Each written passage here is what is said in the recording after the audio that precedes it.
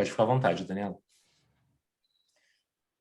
Pode começar para valer? Pode ir. Tá bom, deixa eu só...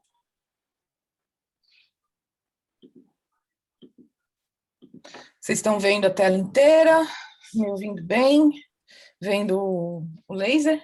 Sim. Tá certo. Bom dia a todos. Obrigada pela participação na escola e obrigada aos organizadores do evento, que estão fazendo excelente trabalho, né, de organizar essa escola um pouco atípica esse ano. Eu sou a Daniela Trivela, coordenadora de Drug Discovery do LNB CNPEM. O Kleber fez uma excelente apresentação, né, agora há pouco, já comentando, fazendo um link para vocês das atividades gerais do LNBio e também essa conexão com as atividades específicas, né, de Drug Discovery. Né? É muito importante a gente realizar essa pesquisa com bases científicas bastante sólidas e aí buscar aplicação usando alta tecnologia disponível no CNPEM, né? Esse ambiente é bastante único, né? Como vocês puderam perceber pela apresentação do Dr. Kleber, e também nos levou a rapidamente organizar uma força-tarefa para combate à Covid-19, assim que a pandemia iniciou, né, entre fevereiro e março de 2020. Bom, o tema da apresentação de hoje é sobre a força-tarefa CNPEM Covid-19, com especial enfoque no reposicionamento de fármacos e biologia estrutural do SARS-CoV-2. Tá?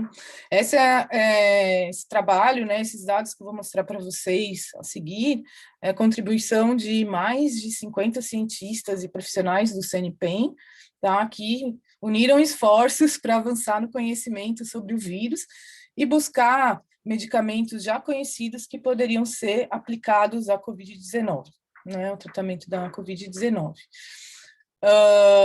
Como a gente vai ver, né, a nossa plataforma de Drug Discovery entrou em ação para avaliar esses medicamentos e ainda tem muito trabalho a ser feito pela frente, que eu vou fazer comentar um pouquinho com vocês sobre isso, né, mostrando também um pouco das nossas abordagens e tecnologias em termos da descoberta e desenvolvimento de fármacos aqui no CNPEM. Bom, uma breve introdução sobre a Covid-19, né? É uma pandemia que estamos nela desde março aí de 2020, que ainda persiste, né? Como vocês podem observar aqui, no número de casos por dia no Brasil. Existe um esforço, né, para vacinação em massa, que é muito importante, e hoje nós temos cerca de menos de 20%, né, da população brasileira 100% vacinada, né, com as 2 doses, mas esse esforço vem avançando, né, nos últimos meses, e esperamos que muito breve tenhamos a maior parte da população imunizada. Isso é bastante importante para a contenção da pandemia, né? Mas no meio tempo e algumas questões, né, relacionadas a escape de variantes e algumas pessoas que continuam também sendo atingidas pelo vírus, ainda com uma doença branda, né, após a vacinação, o que é muito bom, mas é importante se ter antivirais, né, que possam, por forma medicamentosa, tratar a doença caso ela ocorra, né? Então, e não só para SARS-CoV-2, mas outras doenças causadas por coronavírus, que historicamente vem assolando a população mundial. Bom, antes de entrar na questão dos antivirais em si, né, eu acho que é importante lembrar um pouquinho quem é o nosso agente patogênico aí, o vírus SARS-CoV-2, né? Imagino que todos já estão bastante familiarizados, mas apenas para refrescar nossa memória, o vírus, né, SARS-CoV-2, então é um coronavírus, a gente tem uma representação da sua estrutura tridimensional aqui nessa imagem, né, onde a gente pode ver claramente as proteínas spike aqui em vermelho, né, que formam a coroa do vírus, a membrana em cinza, né, lipídica, formada também por algumas proteínas embebidas, E se a gente fizer um corte transversal nesse vírus, a gente consegue ver, né, que no interior dessa partícula a gente tem o seu genoma de RNA encapsulado, né, e envolvido por uma proteína que chama nucleocapsídeo, que são essas bolinhas azuis, né, que envolvem o RNA genômico, protegendo esse genoma viral. Vocês podem reparar que o que a gente tem de informação sobre os coronavírus em geral são representações, né? A gente ainda não tem a estrutura experimental em alta resolução da partícula inteira, né? Apenas de alguns pedaços do SARS-CoV-2, e também a gente tem uma ideia razoável de como ele é organizado, mas não se tem informação detalhada, molecular, a partir de dados experimentais no momento. Então, isso é uma das coisas também que nós quisemos fazer na nossa força-tarefa, que é aprofundar o conhecimento sobre a biologia estrutural do vírus SARS-CoV-2, né? Bom, além disso, acho que também é importante entender, não só como o vírus é formado, mas também como ele infecta as células, né, e como ele se replica dentro das células. Então, aqui tem uma representação, que é um compilado de algumas referências hoje disponíveis. Então, o vírus pode entrar na célula em duas frentes, né, a via endossomal e a via que também envolve endossomos, mas mediada por proteases, né, na superfície celular. Esse vírus, uma vez entrando na célula, então ele é desmontado, né? Então aqui novamente a proteína do nucleocapsídeo também desempenha um papel importantíssimo, né? A spike e a nucleocapsídeo para essa entrada do spike e para a saída do vírus desses endossomos e apresentação no citoplasma é muito importante a participação da proteína spike, né? Tem algumas funções importantes aí, e a nucleocapsídeo que vai desenovelar, né? Entregar o genoma viral, que então é lido e convertido em poliproteínas, que são grandes proteínas codificadas por esse genoma viral, e essas poliproteínas, elas são maturadas por proteases, que são enzimas contidas nessa própria poliproteína, que vão então cortar essa grande proteína do vírus em proteínas menores e funcionais, né, como as próprias proteases e a RNA-dependente RNA polimerase, que é a proteína importante para multiplicar o genoma viral, tá? Então, aqui se ocorre a multiplicação do genoma viral e, em paralelo, essa partícula, as proteínas estruturais, como a spike, a membrana, envelope e a própria nucleocapsídeo, são produzidas em quantidade grande, reempacotando o vírus. E aí formando partículas infectivas que vão infectar novas células. Bom, o CNPq vem investigando, né, a partícula viral também, usando microscopia eletrônica, né, onde foi possível observar o SARS-CoV-2 infectando células humanas, e também produzindo a VLP de forma recombinante, que é a partícula viral, mas sem o RNA, então ela não é replicativa, e a gente pôde observar por microscopia eletrônica, né, como essa partícula é estruturada. Bom, e como o vírus, então, ele nos afeta, né? Então, o indivíduo é infectado pelo vírus. Uma vez acontecendo isso, o vírus vai atacar as células do sistema respiratório, né? Do pulmão e vias respiratórias, fazendo esse ciclo replicativo que eu apresentei na figura anterior, multiplicando o genoma viral, né? É interessante observar que nos primeiros 5 dias, né, da infecção, a gente em geral, não desenvolve sintomas, né, sendo os sintomas da COVID aparecendo a partir do 5º dia da infecção, quando a gente já tem altos títulos de vírus no nosso organismo, né. E a partir daqui, né, do pico, né, do aparecimento dos sintomas e do pico da carga viral, é onde a doença começa, então, a ser desenvolvida, que pode ser uma doença moderada, mas, em alguns casos, né, pode levar a doença severa e até crítica, né. Nesse processo, também são produzidos anticorpos contra o vírus.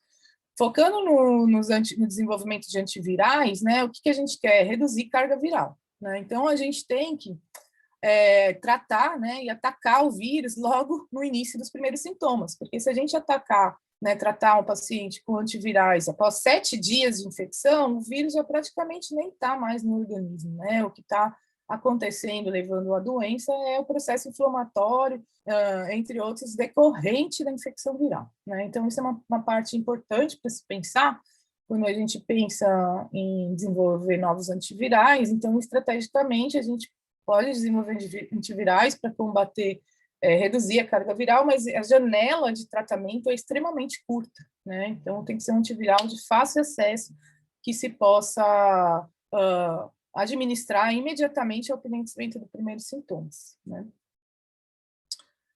Bom, pensando nisso tudo, né, no que estava disponível e foi sendo disponibilizado mundialmente pela literatura sobre o vírus e a Covid, o CNPq iniciou várias frentes, né, de ataque à pandemia na nossa força-tarefa CNPq Covid-19. Aqui na LNBio, a gente trabalhou principalmente na área de reposicionamento de novos fármacos em Covid, biologia estrutural do SARS-CoV-2, para conhecer melhor esse vírus, inativação física do SARS-CoV-2, com outras ferramentas que não fármacos, né?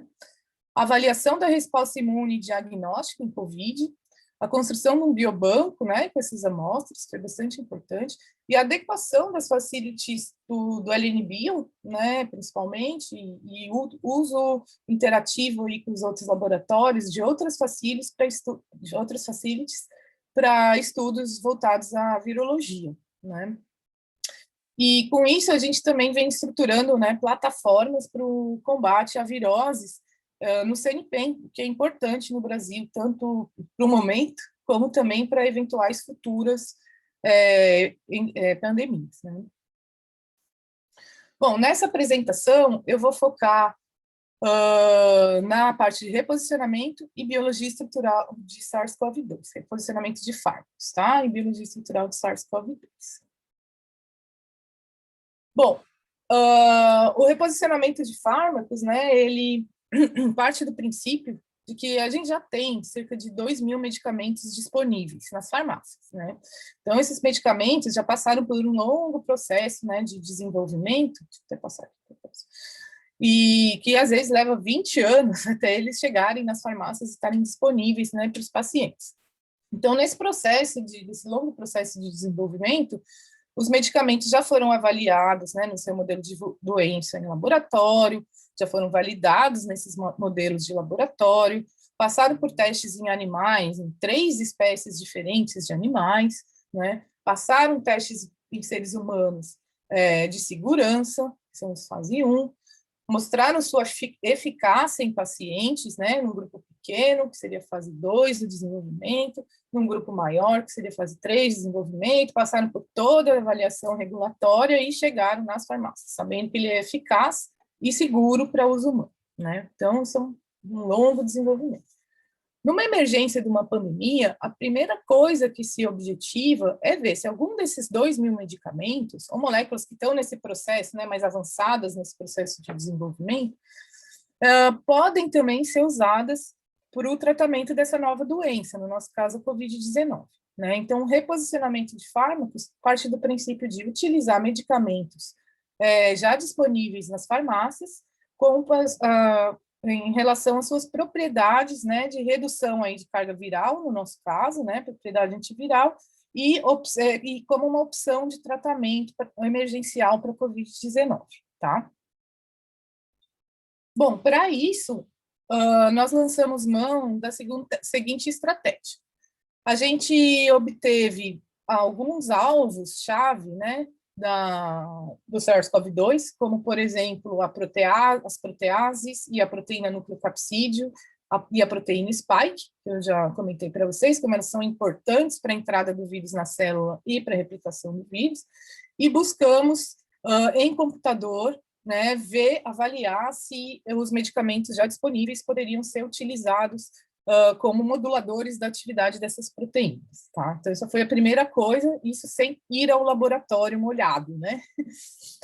Segunda coisa, nós estabelecemos um ensaio para testar esses medicamentos diretamente em células de mamífero infectadas com o vírus SARS-CoV-2. Aí aqui é em laboratório, em ambiente NB3, tá? E também produzimos esses alvos que consideramos estratégicos, né, como as proteases, a nucleocapsídeo e a proteína spike do SARS-CoV-2.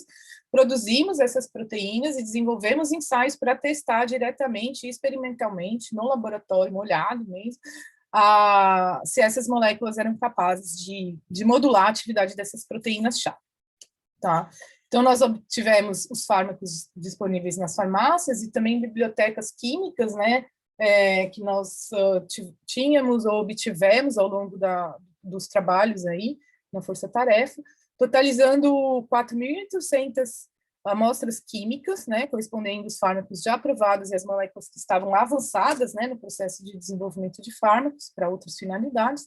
Testamos tudo isso nesses ensaios para, então, avaliar se teríamos algum fármaco já aprovado disponível na farmácia para aplicação em COVID, ou alguma molécula em estágio avançado de desenvolvimento que poderia ter seu desenvolvimento completado, né, para poder, então, aplicar em COVID. Então, isso que eu vou contar um pouquinho para vocês aí nos próximos slides, tá?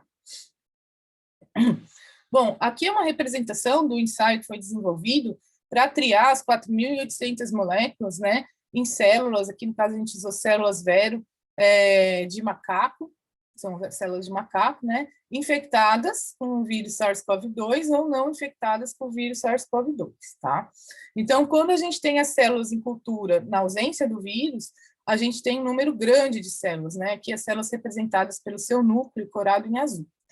Quando a gente adiciona o vírus ao ensaio, né, ele vai ter um efeito citotóxico a essas células, vai matar essas células em decorrência da sua alta multiplicação, né? Então, a gente vê um número reduzido de células. Então, por contar células em grupos não infectados com vírus ou infectados com vírus, a gente consegue ver quais ensaios, né, a gente tem uma inibição desse efeito citopático, que seria o 100% aqui, ou uma não inibição desse efeito citopático, né, que seria a morte celular causada pelo vírus. Quando a gente testa medicamentos ali, né, fármacos ali, moléculas, nesse ensaio, uma molécula com uma potencial ação antiviral, ela vai resultar no número maior de células, então ela vai inibir o efeito citopático causado pelo vírus. Então, seriam as moléculas, né, que estariam aqui próximas ao 100% de inibição do efeito citopático. Então, aqui uma representação, eu não sei se para vocês está acontecendo isso, mas para mim está aparecendo a telinha do Zoom bem no cantinho direito da minha tela e eu não estou conseguindo tirar ele daqui.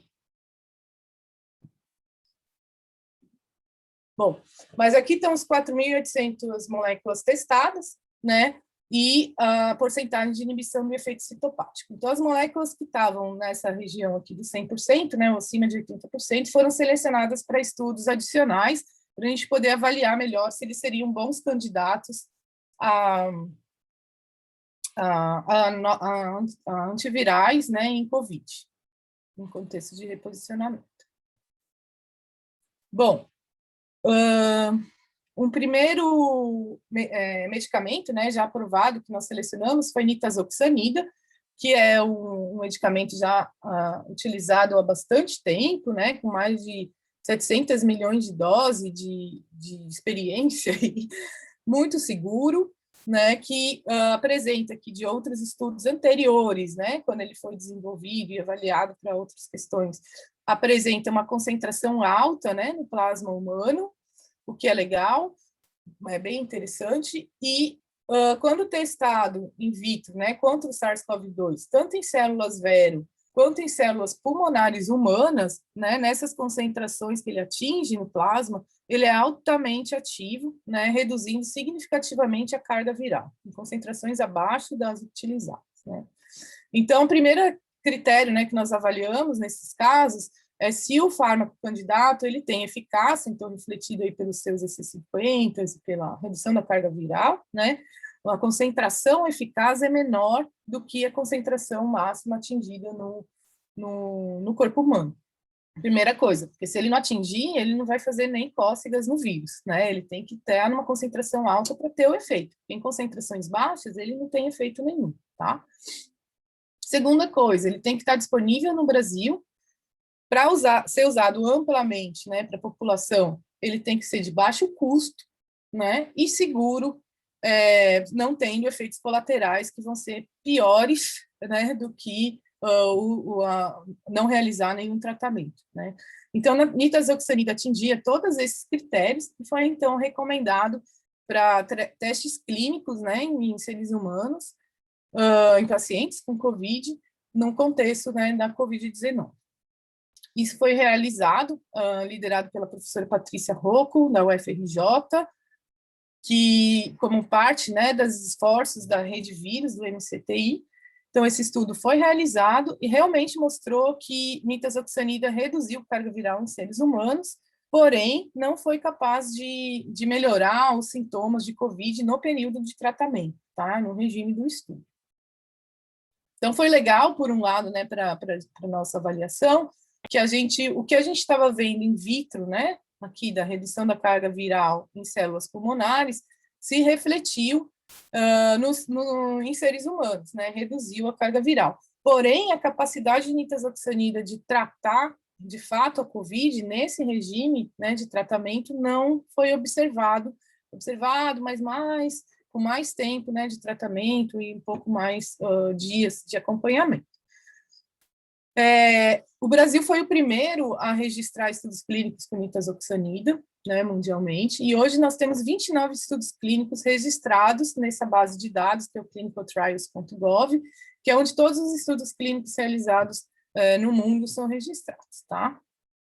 E aí, uma coisa interessante é que esses outros estudos clínicos, né, eles estão sendo reportados, mostrando, né, como nitazoxanida tem efeito, sim, em COVID, né, nesses outros regimes de tratamento. Tá? Tanto para tratar a doença moderada, mas também a grave e as hospitalizações. Isso é bastante interessante, né? Vamos aguardar aí a divulgação dos outros estudos clínicos e ver se realmente, né, a nitazoxanida tem potencial e qual que é a melhor estratégia, né, o melhor regime de tratamento para que ele tenha o seu efeito, né? Aquela questão também, temos que administrar os antivirais no dia 1 dos sintomas, né? E não no dia 3 a 5, como fizemos aqui nesse caso, porque era o desenho experimental e era a estratégia do estudo, tá? Então, a gente vai aprendendo, né, com os medicamentos e com a doença, e hoje se tem melhor esse consenso, tá? Tanto para nitazoxanida, remdesivir, aconteceu a mesma coisa, né, e vários outros medicamentos avaliados que, no caso só remdesivir, né, que tem efeito, e aí, dependendo do tempo, do timing aí do tratamento, ele pode ter ou não efeito, tá? Mas nitazoxanida tem potencial bem interessante, e essa disponibilidade, segurança também, é importante para que ele possa ser usado em ampla escala, né, no tratamento de COVID, em diversos países do mundo, que até tem um atraso na vacinação e assim por diante. Então, por exemplo, o DNDi, que é uma organização internacional para a investigação e desenvolvimento de fármacos e estratégias terapêuticas para doenças negligenciadas infecciosas, lançou um estudo clínico enorme, com mais de 3 mil pessoas na África, usando nitazoxanida, tá? Então, vamos aguardar o resultado aí desses estudos, isso é importante. Bom, além disso, né, a gente tinha também encontrado, né, além da nitazoxanida, a gente tinha também encontrado outras moléculas, né, tanto já fármacos aprovados, como moléculas em estágios avançados, né, do desenvolvimento de fármacos que tiveram ação em COVID. Porém, avaliando todos aqueles parâmetros, né, de segurança, concentração atingida no corpo humano, eficácia, né, de fato, em células vero e calo-3, que são os pulmonares, nós verificamos até agora que nenhum outro fármaco, principalmente os aprovados, tem um efeito e um potencial positivo, tá? Então, até agora, nós não identificamos nenhum outro fármaco, além da nitazoxanida, que teria possibilidade de uso em COVID. Aí é importante, então, a gente lançar mão, né, de outras estratégias para, então, desenvolver novas moléculas, né? Então, a gente tentou usar as moléculas que já estavam mais prontas, né? Nitazoxanida é um candidato do tratamento de COVID, né? Remdesivir é outro, acho que são os únicos até agora, né, que tem mais potencial. Não são perfeitos ainda, tem limitações, mas se a gente quer realmente um antiviral mais potente, seletivo, com melhores propriedades farmacocinéticas, mais fácil a administração, né, também para o paciente, é importante desenvolver novas moléculas. E aí a gente lança a mão da nossa plataforma de Drug Discovery, instalada no CNPEM, que o Kleber já comentou, que é uma plataforma bem estruturada, né, que vai do alvo molecular, passando por várias etapas, né, de avaliação biológica e síntese de moléculas customizadas para aquele alvo, né, para aquela doença, chegando aos testes em animais, né, e de validação das moléculas com a sua função biológica, e no caso, ação antiviral, tá? Para fazer isso, a nossa plataforma de Drug Discovery lança a mão de várias ferramentas, né, disponíveis no CNPEM, que usam alta tecnologia, como biologia estrutural, né, como a determinação das estruturas cristalográficas das proteínas-alvo, né, por exemplo, a protease do COVID, com antivirais, imagens biológicas, né, como avaliação do vírus, né, na presença, dentro das células, né, e como o antiviral ele reduz a carga viral, a gente pode ver isso, né, por imagens também. Vários outros estudos focados na interface entre a química e a biologia para otimizar as moléculas, né, tornando elas perfeitas para ação como um fármaco, né, e no caso um antiviral, tá? Em organismos modelo, né, como modelos animais, e mais adiante em seres humanos. Bom, para isso é importante, né, a gente obter os alvos-chave, como eu já comentei, a gente trabalhou com as duas proteases virais, a proteína nucleocapsídeo, a spike e o receptor ACE2, né, na célula humana, tá? Para busca de medicamentos, busca e desenvolvimento de antivirais. Todos aqueles 4.800 moléculas, né, que nós avaliamos diretamente no vírus, nós também avaliamos nesses alvos, porém nenhum mostrou potencial de inibição dessas proteínas, ou ligação, de fato, né, dessas proteínas, e os que apresentaram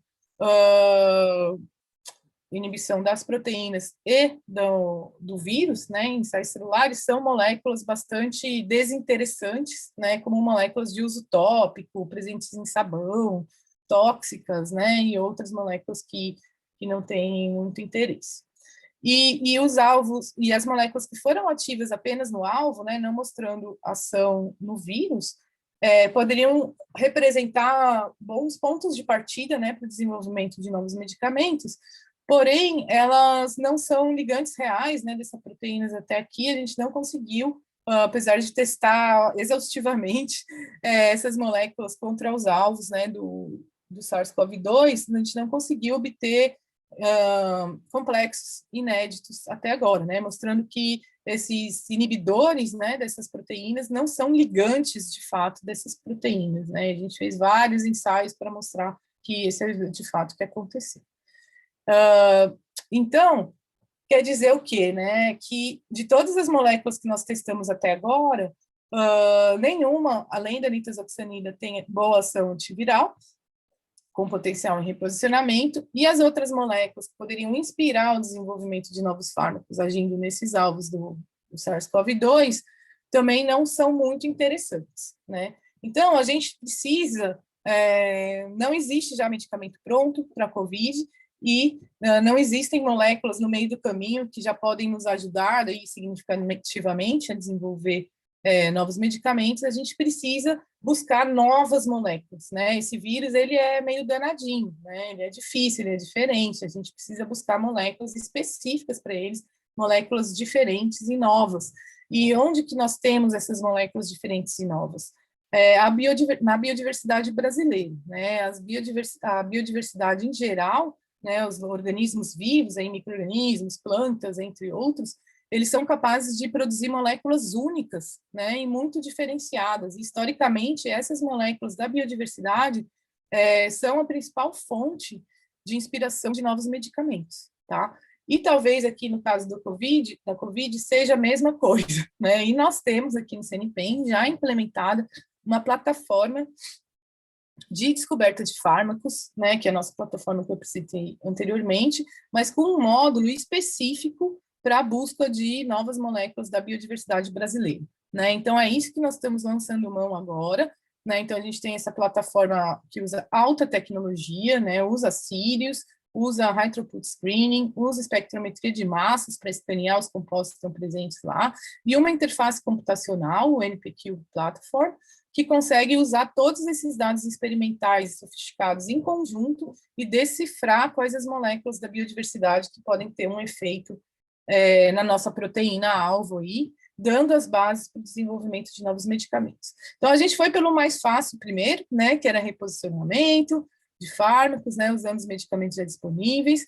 Depois, fomos para as moléculas que estavam aí no meio do caminho, né, em desenvolvimento, né, desenvolvimento avançado na cadeia de desenvolvimento de fármacos, mas não achamos nada muito interessante para seguir adiante. Então, agora nós vamos lançar mão do mais difícil, né, vamos dizer, em termos de busca de novos medicamentos, mas o mais sofisticado e que pode trazer, de fato, novas moléculas totalmente inovadoras para o desenvolvimento, aí, no caso de antivirais para a COVID, tá? Eu acho que eu tenho mais 2 minutos, eu vou passar rapidamente, que além do nosso esforço, né, na busca de novos medicamentos, de busca e desenvolvimento de medicamentos para a COVID, a nossa força-tarefa também buscou entender melhor a estrutura das proteínas do vírus, né? Então, os 3 alvos que nós selecionamos, né, as proteases, a nucleocapsídeo e a spike, nós produzimos no laboratório e lançamos mão das ferramentas disponíveis no CNPEM, como o Sirius e o parque de microscopia do Elinano, para entender melhor essas proteínas, tá? Então, por exemplo, lá no nucleocapsídeo, né, a equipe de computação em biologia estrutural do LNBio, em conjunto com a equipe do LN-Nano, pode obter imagens inéditas dessa proteína nucleocapsídeo do SARS-CoV-2 e reconstruir, né, partes dessa estrutura e entender também, por abordagens computacionais, a dinâmica dessa proteína. Então, são dados inéditos, altamente interessantes, que estão sendo submetidos para publicação, para a divulgação dessa informação valiosíssima. A gente viu novas facetas aí da proteína nucleocapsídeo que podem ajudar a entender melhor, né, a biologia do vírus e também embasar o desenvolvimento de novos medicamentos para atacar o SARS-CoV-2. A protease 3CL também foi outra protease bastante estudada, né, vem sendo, né, na nossa força-tarefa. Ela foi a proteína que também inaugurou a linha Manacá do Sirius, né? Então, aqui é uma estrutura, né, da protease 3CL, que foi coletada na linha Manacá. Então, a gente vê a densidade eletrônica aqui em volta da proteína, e a gente começa a entender melhor essa estrutura e também avaliar a busca, os complexos delas com pequenas moléculas, né? Então, aqui a gente tem um complexo, por exemplo, com um peptídeo, né? Mostrando como os ligantes interagem com o sítio catalítico da protease. A gente também verificou uma questão estrutural inédita sobre essa proteína, né, que é a alteração dessa região aqui do pocket 3, do sítio catalítico da protease. Então, todas as estruturas determinadas até aqui, isso aqui é bem formadinho, e a gente teve algumas estruturas com esse loop alterado, né? E qual que é a importância disso, né? Essa alteração desse loop na proteína, né, no sítio catalítico da proteína, modifica totalmente o shape do sítio catalítico, né? Então, o sítio catalítico, ele tem uma forma bem determinada para reconhecer os seus substratos e aí realizar a clivagem, né, do peptídeo, né, ou da proteína alvo. E quando a gente vê essa alteração conformacional, né, essa ponte de metileno que a gente vê, esse sítio abre, né, e muda totalmente a sua forma. Então, como ele vai reconhecer os substratos modificados. E isso pode ter funções importantes para a biologia do vírus, né? Então, nós temos algumas hipóteses que estamos avaliando aí, usando diversas técnicas sofisticadas disponíveis aqui no CNPEM, para adicionar informação tanto estrutural como funcional da proteína 3CL no contexto da biologia do SARS-CoV-2, tá? Bom, em resumo e para finalizar, então a gente viu que a nossa força-tarefa nessa área de biologia estrutural e reposicionamento de fármacos, né, então vem contribuindo com a informação sobre a estrutura e função das proteínas virais muito importantes, como as proteases e a nucleocapsídeo, avaliou mais de 4.000 moléculas, né, fármacos e moléculas avançadas, quanto à capacidade de inibir esses alvos e inibir o vírus in vitro, selecionou nitazoxanida, até aqui, como a melhor molécula, que foi para estudos clínicos e, de fato, mostrou redução de carga viral, né? Novas moléculas mais específicas, mais potentes e com mais seletivas, né, e com mecanismo de ação atuando nos alvos do SARS-CoV-2, não encontramos, né, e agora vamos lançar a mão de uma abordagem mais sofisticada e mais interessante, né, a meu ver, que é buscar inibidores dessas proteínas a partir de moléculas da biodiversidade brasileira, né, que são moléculas únicas e podem revelar novas formas aí de inibir esses alvos, o que seria muito interessante, né, também para nós brasileiros, se a nossa própria biodiversidade, né, tivesse uma solução alternativa e inovativa para o tratamento de Covid. Bom, para finalizar, gostaria de agradecer todas as pessoas que colaboraram para esses dados que eu mostrei e para a Força Tarefa CNPq Covid-19 como um todo, né? Tem muitas, como eu comentei, mais de 50 pessoas, né? Eu listei, acho que a grande maioria aqui são muitas pessoas, cientistas, técnicos, de todas as diretores, né? De todas as áreas e de todos os laboratórios nacionais do CNPq. Muito obrigada a todos pela contribuição e a todos vocês pela audiência e pela atenção. Obrigada. Obrigado, Daniela. Eu vou fazer uma das perguntas que foram colocadas na plataforma. As pessoas são convidadas a fazerem perguntas na plataforma e a Daniela pode ajudar respondendo as perguntas depois por escrito, tá? Eu vou fazer uma das perguntas do Eduardo Bagnaioli. Em termos estruturais, como o SARS-CoV-2 se difere de outros vírus mais comuns? Legal. Deixa eu... Tá. Então, a primeira coisa... Vocês estão vendo essa barrinha lateral do Zoom? Não, ela mostra só para você. Ah, que bom, porque senão vocês iam estar comendo metade da... Agora eu consegui tirar. Então, uma coisa importante, eu acho que para comentar sobre essa pergunta, é o seguinte: muitos vírus, eles são bem, vamos dizer, durinhos, né? Eles têm um empacotamento bem determinado, e quem faz isso é a proteína nucleocapsídeo desses outros vírus, por exemplo, o vírus Maiaro, que o Kleber mostrou, né? Essa proteína nucleocapsídeo desses outros vírus, elas ficam no... Caramba. Elas ficam formam, né, a partícula viral. No caso dos coronavírus, essa proteína nucleocapsídeo, ela fica dentro da cápsula, né, envolvendo o genoma viral. E o que acontece? Essa parte externa dos coronavírus, ela é formada principalmente por lipídio, né, e algumas proteínas ali embebidas, então ela não é bem estruturada, ela é meio bem flexível, né? Então, por exemplo, quando a gente forma as VLPs ou analisa o próprio vírus, né, por microscopia, a gente não tem uma partícula super redondinha, bem determinada. A gente vai ter uma partícula que às vezes ela é redondinha, às vezes ela é tortinha, sabe? Ela é meio um saquinho mesmo, que ela vai mudando. Então, essa é uma grande dificuldade que se tem para determinar a estrutura da partícula viral dos coronavírus como um todo. Ela não é bem estruturada e não tem essa simetria que os outros vírus têm. Tá? Respondido? Obrigado, Daniela. Quem tiver mais dúvidas pode colocar na plataforma. A gente continua nossa programação com as aulas gravadas dos outros pesquisadores. Não podemos fazer uma pergunta curta? Se for curtinha, pode. Por áudio? Tá.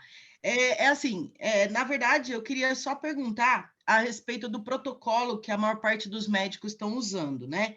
Que, inclusive, eu estava esperando meu resultado e eu peguei a receita e não tomei. Eles Muito receitam bem. azitromicina, ivermectina, vitamina D, Vitergan Zinco Plus, e depois, no 5º dia, eles dão hidrocortisona, né?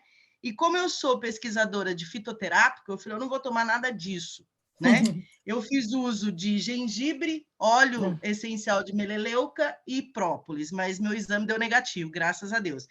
E eu queria te perguntar exatamente isso. A azitromicina é o antibacteriano, né?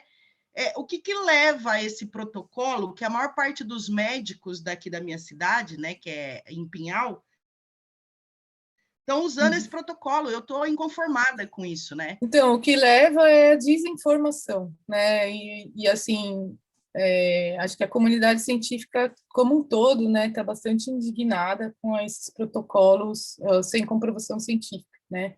Nós mesmos que mostramos, por exemplo, que nitazoxanida tem efeito, o nosso estudo clínico, né, que foi o primeiro feito, para cura, né, para tratamento dos sintomas, ele não teve efeito, né? Então, nós não estamos recomendando nada também, né? Então, e esses outros que esses médicos estão recomendando, tipo ivermectina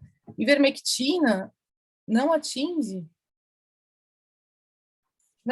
as concentrações no corpo humano, né? Necessárias para ter ação antiviral. Então, dificilmente ela vai ter algum efeito, e não tem nenhum estudo mostrando, comprovando que ela tem efeito em pacientes, tá? Então, até se ter estudos clínicos, né, mais de um, mostrando sistematicamente que um medicamento tem ação, isso não deveria ser receitado, tá bom? Na minha opinião. Perfeita, obrigada, viu? E o duro que tem gente comprando ivermectina de animal, né? Inclusive, em casas, né, de ração, casas de agropecuária, tem acabado a ivermectina, o pessoal está tomando de humano. Então, vocês, né, como professores, vocês podem ter toda, né, essa capacidade de buscar as informações corretas, né, e não se deixar levar pela desinformação que está, infelizmente, correndo solta, né, por aí. E levar as suas comunidades aí, né. Muito importante isso, a gente ler, entender, avaliar criticamente a informação que hoje em dia está por aí, né, borbulhando. A gente tem que ter um senso crítico muito grande, né, para poder passar ou não alguma informação adiante, né? Isso é importante e é o papel de todos nós, né, os cientistas e os professores. Estamos juntos. Obrigada, viu? Obrigada. Excelente palestra. Parabéns. Obrigado, Adriana, pela pergunta. Obrigado, Daniela. Vamos, então, encerrando nossa sessão. Eu peço que todos assistam às palestras gravadas, deixem perguntas para os pesquisadores e nós voltamos às 2 horas ao vivo. Obrigado, gente. Abraço.